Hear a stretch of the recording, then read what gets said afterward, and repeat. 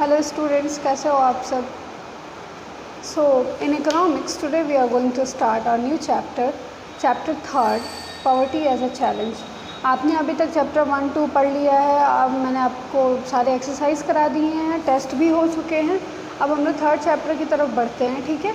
तो सबसे पहले ओवरव्यू लेते हैं। मैं आपका जो बुक है इकोनॉमिक्स का उससे आपको पढ़ाऊँगी, ठीक है। आप लाइन बाय लाइन इसको पढ़ना ही, जब वीडियो आप जब वॉच कर रहे होगे उस टाइम पे आप इसे देखना, ठीक है। मैं आपके बुक से रीड कर रही हूँ, ओके। सो सबसे पहले हम ओवरव्यू से स्टार्ट करते हैं। Let's start with overview. This chapter deals with one of the most difficult challenges faced by independent India, poverty. सबसे पहले तो मतलब कि सबसे ज़्यादा हमारे इंडिया में जो मतलब सीरियस कंडीशन है, जो क्रिटिकल कंडीशन है, वो क्या है? पॉवर्टी है।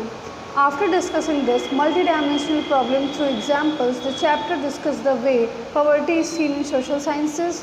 Poverty trends in India and the world are illustrated through the concept of the poverty line. ठीक है, हमारे इंडिया में पॉवर्टी लाइन जो है, मतलब कि पॉवर्टी कैसे मेजर की जाती है, वो मेज़रमेंट एक पॉवर्टी लाइन मतलब कि एक होता है कि बेसिकली पर डे इतने इनकम अगर किसी को मिल रही है, उसके ऊपर या उसके नीचे आने वाले लोग को गरीब कहेंगे या नहीं कहेंगे, इस चीज़ से हम लोग मेज़रमेंट करते हैं, ठीक है। इस चैप्टर में हम यही सारी चीज़ें डिस्कस करेंगे, अलग अलग एग्जांपल्स के थ्रू बताएंगे कि आखिर में पॉवर्टी होता क्या है, कौन गरीब होता है, ठीक है, गरीबी किसको कहते हैं हम एग्जैक्टली, ठीक। So, causes of poverty as well as anti-poverty measure taken by the government are also discussed. इस चैप्टर में हम क्या पढ़ेंगे? पॉवर्टी के कॉजेज़ क्या क्या हैं, ठीक है, उसको सही करने के तरीके क्या क्या हैं, मतलब कि कौन कौन से ऐसे सोर्सेज हैं जिससे हमारे इंडिया में पॉवर्टी कम हो सकती है। The chapter ends with broadening the official concept of poverty into human poverty, ठीक है। मतलब क्या कि पॉवर्टी को मतलब ये इतना डिफ़ाइन करेगा आपको ये चैप्टर कि आपको बेसिकली समझ में आ जाएगा कि पॉवर्टी होता क्या है, ठीक है, और इससे ओवरकम मतलब इससे हम कैसे दूर कर सकते हैं या फिर इसे कैसे कम कर सकते हैं। एक ही बार में मतलब एट सडन तो ये कम तो हो नहीं सकता, दूर तो हो नहीं सकता, बट हाँ ये कम ज़रूर हो सकता है, ओके। सो स्टार्ट करते हैं इंट्रोडक्शन से। इंट्रोडक्शन मैं आपको एक बार दिखा दे रही हूँ कि कौन सी बुक है।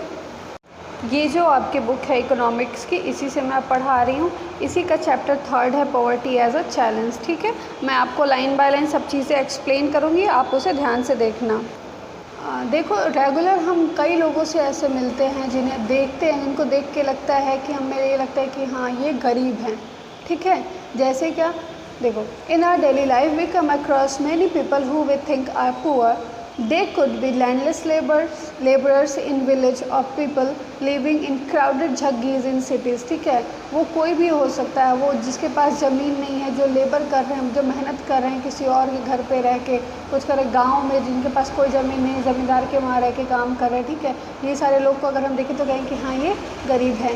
या तो सिटीज़ में, जो टाउन्स में लोग झग्गीज़ में मतलब झोपड़ियों में और ऐसे करके रहते हैं, ठीक है, जहाँ पे प्रॉपर वेल मेंटेनेंस मतलब कुछ भी बस जी रहे हैं, एक छत है जहाँ पे वो रह रहे हैं, ठीक है, उनको हम कह सकते हैं। They could be daily veg worker eight construction site.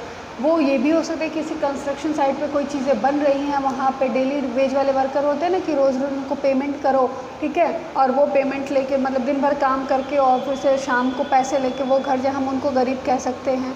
और चाइल्ड वर्कर इन ढाबास, जो छोटे बच्चे जो ढाबे में या फिर किसी होटल में काम करते हैं, ठीक है, उनको हम कह सकते हैं कि वो गरीब हैं, उनको नीड है पैसे की इसलिए वो काम कर रहे हैं।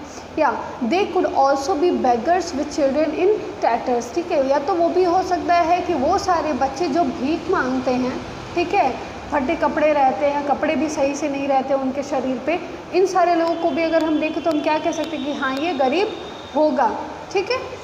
We see poverty all around us, हम देखते हैं मतलब कि ऐसा नहीं है कि अगल बगल आप अपने घर से निकलो तो आपको कोई गरीब नहीं दिखे या फिर ऐसा कुछ भी नहीं है। रेगुलर बेसिस पे हम ऐसे कई गरीबों को देखते हैं जिनके पास खाने के लिए नहीं है, जिनके पास कपड़े नहीं है, मतलब जिनके पास रहने के लिए अच्छा घर नहीं है, अच्छा क्या रहने के लिए प्रॉपर एक छत भी नहीं है जो उनको शेड दे सके, जिनके नीचे वो लोग रह सके, ठीक है, जो दिन भर काम करते हैं मेहनत से और फिर मतलब वो इतना इंपॉर्टेंट काम करते हैं फिर भी उनकी सैलरी मतलब उनका जो वेज होता है, जो वेजेस उनको मिलते हैं, जो मजदूरी मिलती है वो बहुत कम होती है उनके मेहनत के अकॉर्डिंग, ठीक है। ऐसे लोगों को हम कह सकते हैं कि वो क्या हैं, वो गरीब हैं, ठीक है। In fact every fourth person in India is poor. ठीक है, मतलब ऐसा एक बोला गया है कि मेज़रमेंट के अकॉर्डिंग ये बताया गया है कि इंडिया में हर चौथा आदमी क्या है, गरीब है। जिसका मतलब होता है कि तुम्हें रफली कि 300 मिलियन यानी कि 30 crore people in India live in poverty. ठीक है, मतलब हमारी जो 121 करोड़ की जनता है उसमें से एटलीस्ट मतलब लमसम अराउंड 30 करोड़ लोग क्या हैं, गरीब हैं, गरीबी रेखा पॉवर्टी लाइन के अंदर आते हैं। This also means that India has the largest single concentration of the poor in the world. पूरे विश्व में इंडिया जो है एक मतलब सबसे लार्जेस्ट नंबर पे है। इस वाले नंबर पे गरीबी रेखा वाले में जितने लाइन में लोग हैं ना, ये सबसे ज़्यादा लार्जेस्ट नंबर में है इंडिया में। ठीक है, this illustrate the seriousness of the challenge. ठीक है, और ये जो है ये बहुत बड़ी समस्या है हमारे इंडिया की। ठीक है, मतलब क्या कि अगर 121 में से एटलीस्ट 30% मतलब पूरा 30 करोड़ लोग, ठीक है, मतलब हर चौथा आदमी गरीब है, ये एक देश की बहुत बड़ी समस्या है।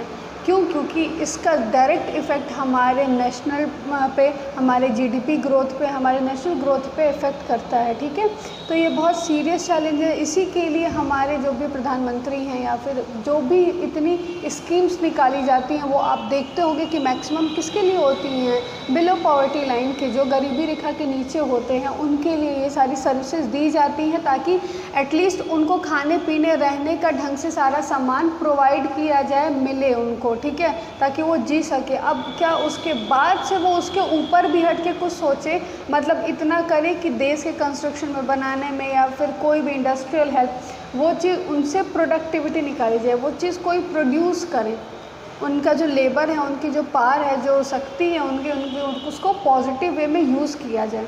ठीक है, तो ये सारे इकोनॉमी मतलब अदर्स उसमें कंट्रीज़ में देखोगे तो सब लोग मैक्सिमम मतलब कि इतना तो है कि हाँ रहने खाने पीने का, उससे हट के अलग सोचना है। हमारे इंडिया में अभी यही पूरे 30 करोड़ लोगों के पास नहीं है, तो सबसे पहले हमें ये डेवलप करना पड़ेगा। ठीक है, उसके अदर मतलब ये जब हो जाए तो उसके अदर फिर होके हम बाकी डेवलपमेंट पे सोचेंगे ना। अभी तो बेसिक नीड्स ही कई लोगों की पूरी नहीं हो पा रही, इसलिए बोला जाता है कि ये बहुत सीरियस इशू है इस कंट्री की। Okay, so next topic is 2 typical cases of poverty. ठीक है, हम अर्बन केस देखेंगे और रूरल केस देखेंगे। मतलब क्या, हम शहर में रहने वाले गरीबों को और गांव में रहने वाले गरीबों की कंपेयर मतलब इन दोनों केसेस देखेंगे कि उनकी कंडीशन कैसी है और उनकी कंडीशन कैसी है। ठीक है, तो अभी इतना हो गया, आपने ओवरव्यू देखा, इसका इंट्रोडक्शन देखा। अब इसके बाद से हम आगे बढ़ेंगे केसेस पे, अर्बन केस और पॉवर्टी केस। ठीक है, आप पहले इतना रीड करो खुद से। ठीक है, लाइन बाय लाइन समझने की कोशिश करो। ठीक, उसके बाद से मैं नेक्स्ट वीडियो में आपको एक चीज़ समझाऊंगी। ठीक है, इतना आप रीड करेंगे, कोई भी डाउट कोई कन्फ्यूज़न हो तो आप मेरे से पूछ लेना। Okay, thank you students.